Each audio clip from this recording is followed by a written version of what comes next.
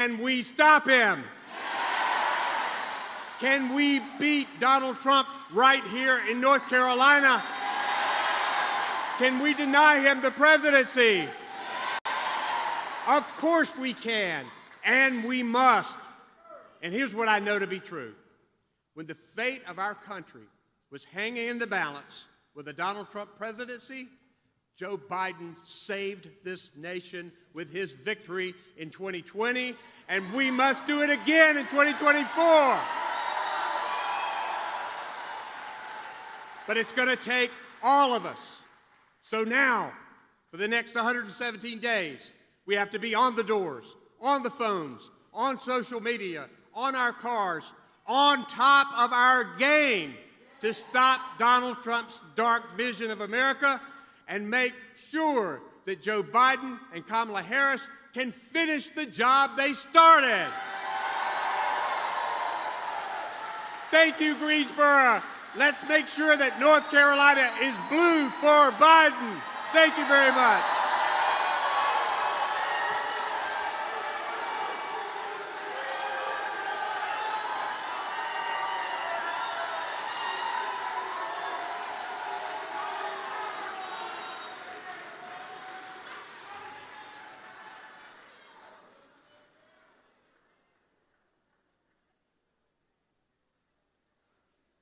Please welcome Mr. Dudley High School, Devin Mims.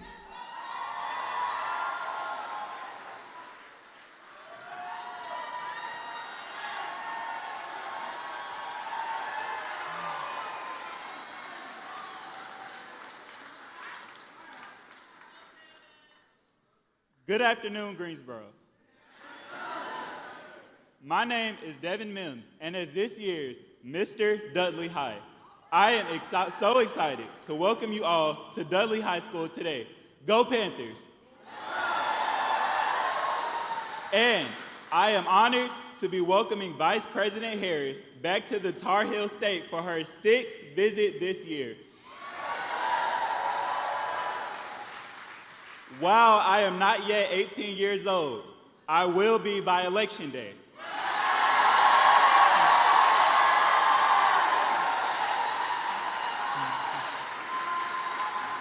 And when I go into the voting booth for the first time this November, I will remember that President Biden and Vice President Harris are the only candidates who are fighting for North Carolinians and that Donald Trump is only fighting for himself.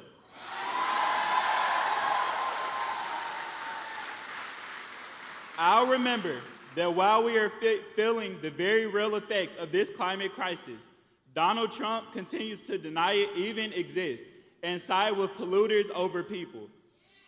But the President Biden and Vice President Harris have tackled the threat head on, passing the most ambitious climate plan in history.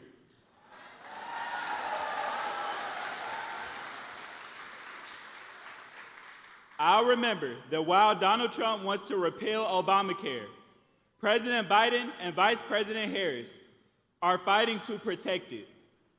The reason I and so many other young people have peace of mind knowing we can stay on our parents' health insurance until we are 26.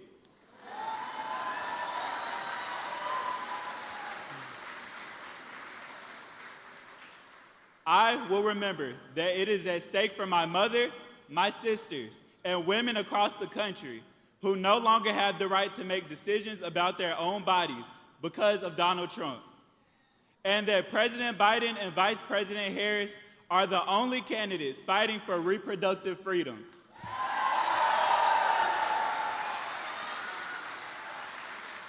Most importantly, I'll remember who lies and who tells the truth.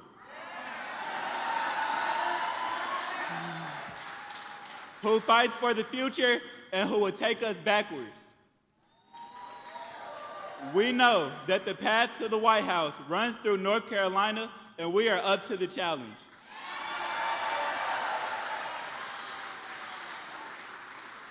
All of us in this room are going to be critical in sending President Biden and Vice President Harris back to Washington so they can continue fighting for our communities, and I look forward to working hard alongside all of you to make it happen.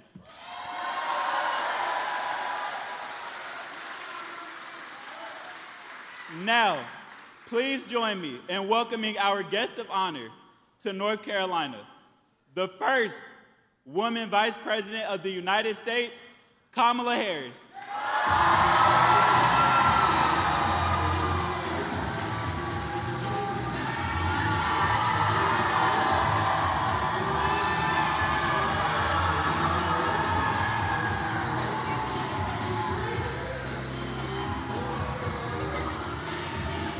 Can we hear it for Devin?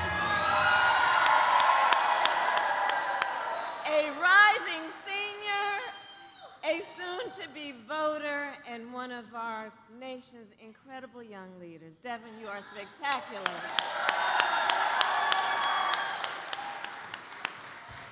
Good afternoon, Greensboro. Oh, it's so good to be back. It's so good to be back, and with so many extraordinary leaders. Thank you all for taking the time to be here this afternoon. I want to acknowledge my dear friend, Governor Roy Cooper. He came backstage. I said, Roy, you tore it up.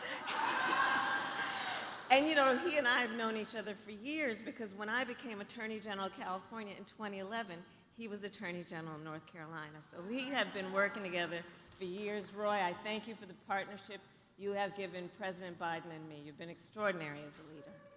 Can we hear it from you? And Mayor Nancy Vaughn, thank you for your leadership and for greeting me so warmly on the tarmac this afternoon. Thank you, Mayor. And Chairman Alston, I thank you for your friendship and your leadership and all that you do. Thank you. Thank you. So it is good to be here in this historic place and to be, please have a seat for those who have seats. It is good to be with all the leaders of this incredible community and the leaders who have always here been on the front lines in the fight for civil rights. As some of you may know, my parents met while they were active in the civil rights movement.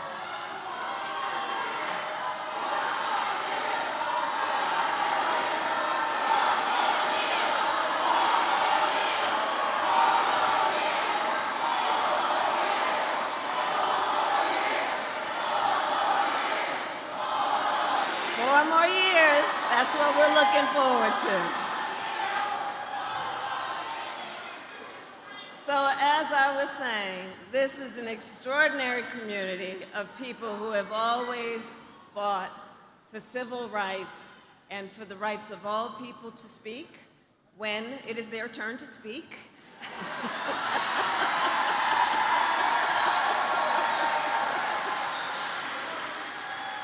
And of course, all voices are important, and I say that in true sincerity.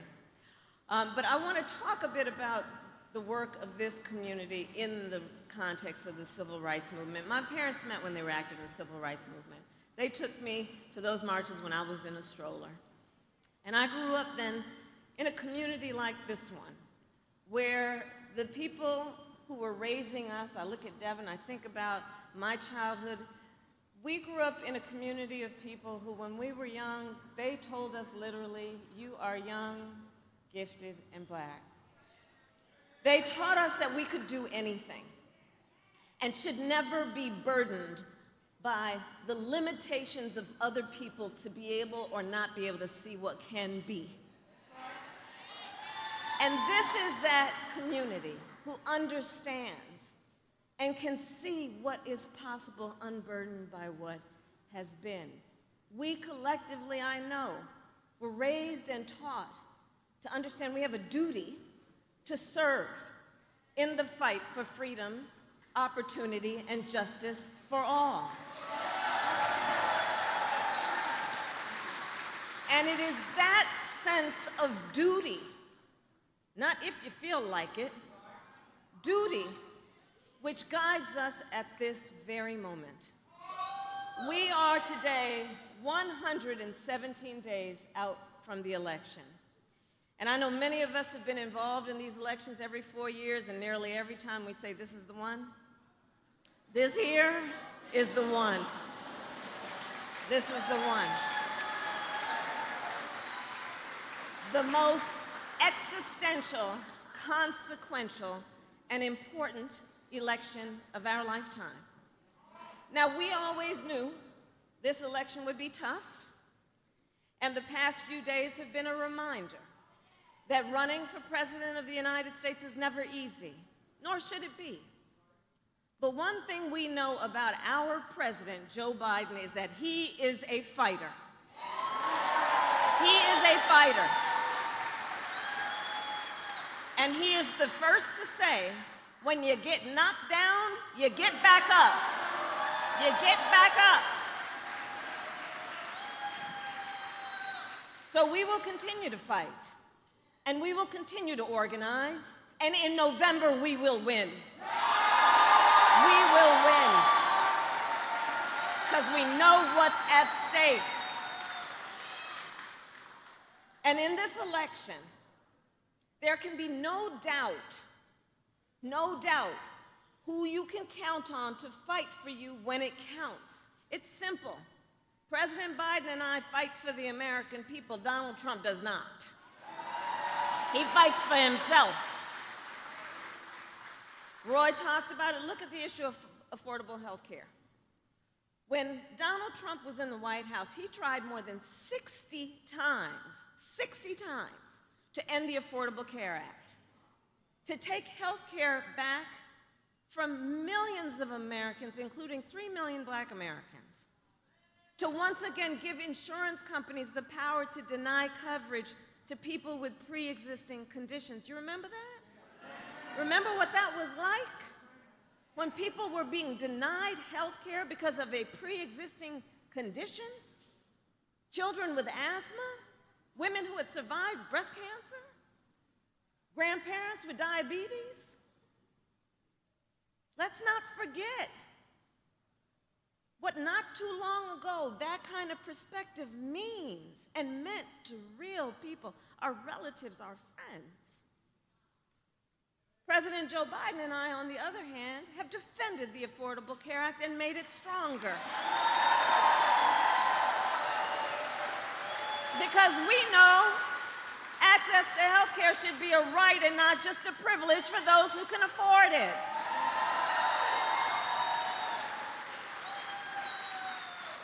With your support, we also have the strength to finally take on Big Pharma and lower the cost of prescription drugs.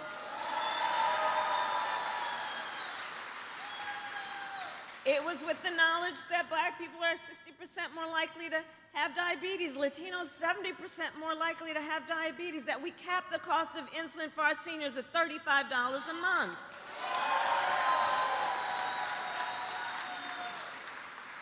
Because we listened and heard and are clear about who we represent, we are finally making it so that medical debt can no longer be used against your credit score.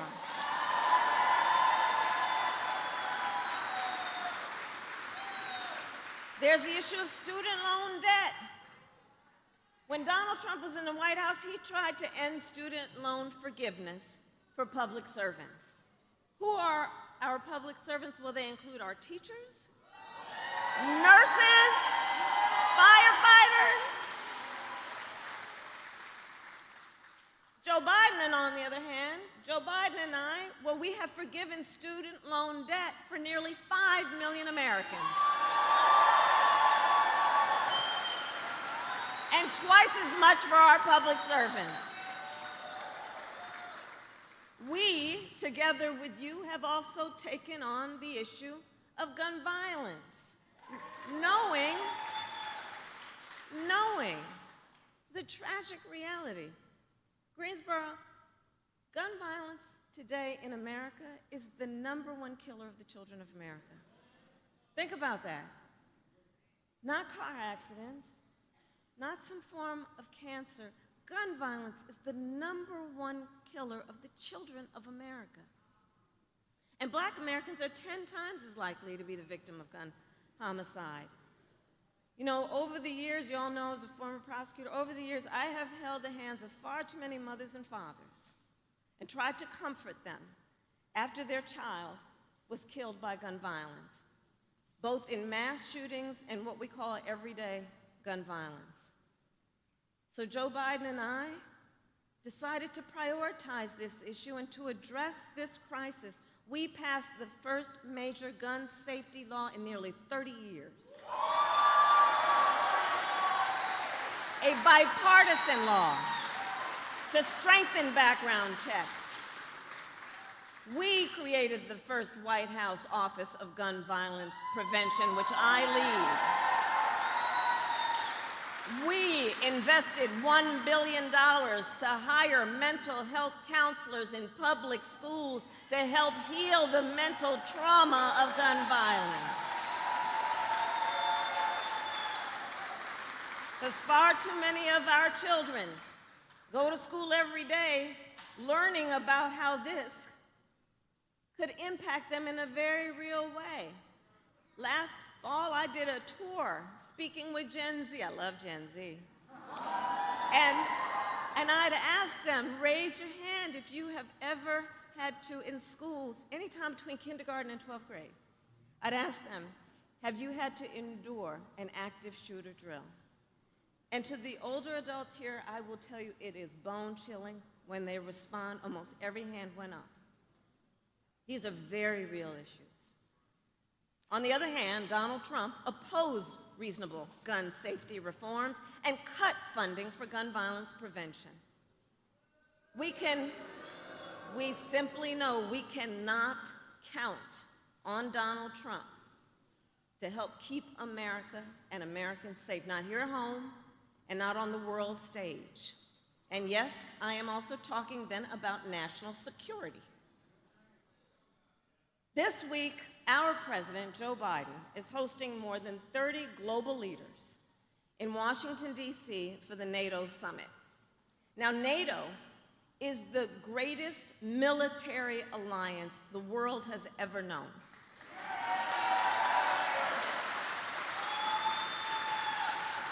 And thanks to our president, Joe Biden, if there is one single person who deserves credit in the world for strengthening NATO, making it stronger, making it more united and more effective, that is Joe Biden. That is Joe Biden.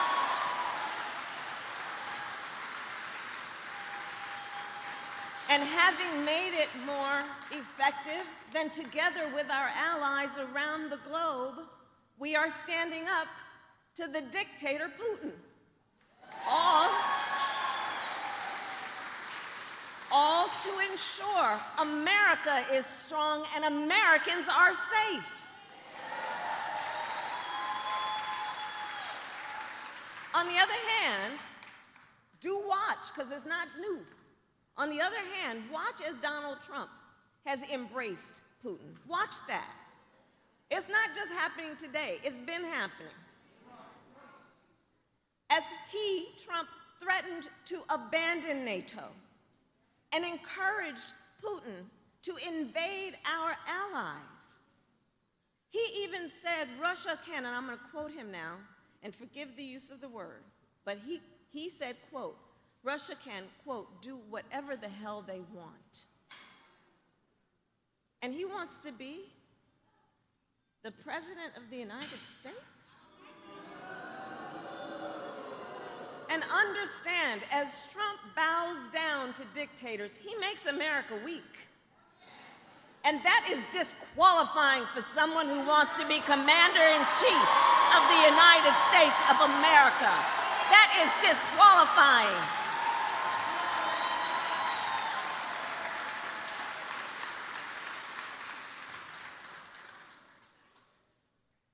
So all of this to say, there is so much at stake in this moment. And last week, we were again reminded of that fact when the Supreme Court basically told this individual who had been convicted of fraud that going forward, he will be immune for activity we know he is prepared to engage in if he gets back into the White House. This is not 2016, this is not 2020. Understand the significance of what the Supreme Court just did. And consider that in the context of the fact that Donald Trump has openly vowed, if reelected, he will be a dictator on day one.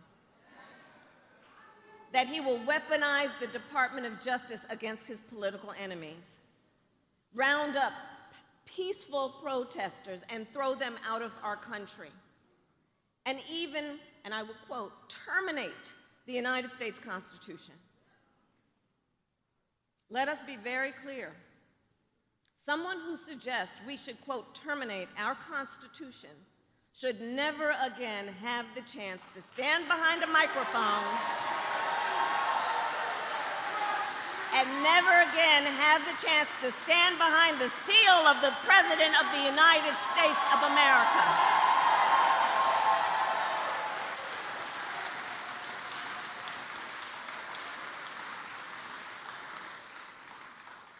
And some of you, of course, have heard that Trump's advisors have created a 900-page blueprint for their agenda for the second term if they were to have one. They call it Project 2025. And it includes, check this out, it includes a plan to cut Social Security. It includes a plan to repeal our $35 cap on insulin. It includes a plan to eliminate the Department of Education and end programs like Head Start. I say to the teachers and the students here. And Project 2025 outlines a plan to limit access to contraception and for a nationwide abortion ban, with or without an act of Congress. And on the topic of reproductive freedom, I know we all agree, one does not have to abandon their faith or deeply held beliefs to agree the government should not be telling her what to do with her body. If she chooses, she will talk, if she chooses, with her pastor, her priest, her rabbi, her imam, but not her government telling her what to do. If implemented, Project 2025 would be the latest attack in Donald Trump's full-on assault on reproductive freedom, because we remember then President Donald Trump handpicked 3 members of the United States Supreme Court because he intended for them to undo the protections of Roe v. Wade, and as he intended, they did. Now, over 20 states have Trump abortion bans. Now, in the South, where the majority of black women live, every state except for Virginia has a ban, many with no exceptions even for rape or incest. And Trump proudly takes credit for overturning Roe. Make no mistake, if he gets the chance, he will sign a national abortion ban and outlaw abortion in every single state, but we are not going to let that happen. We are not going to let that happen, because we have worked too hard and fought too long to see our daughters grow up in a world with fewer rights than our mothers.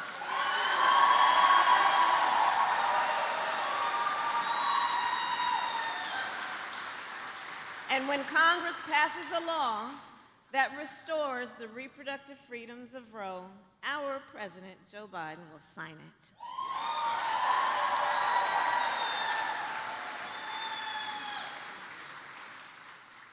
So ultimately, in this election, we each face a question. What kind of country do we want to live in? That's the question being posed to each one of us.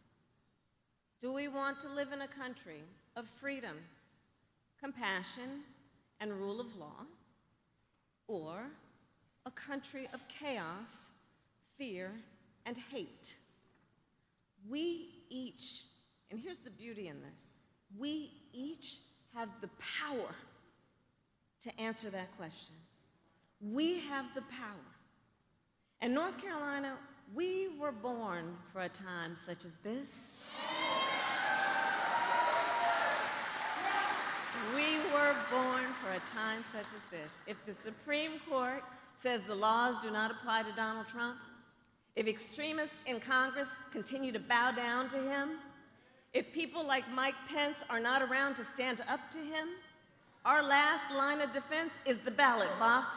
Your vote, your voice. We, the people, have the power. So today I ask North Carolina, are you ready to make your voices heard? Do we believe in freedom? Do we believe in opportunity? Do we believe in the promise of America? And are we ready to fight for it? And when we fight, we win. God bless you, and God bless the United States.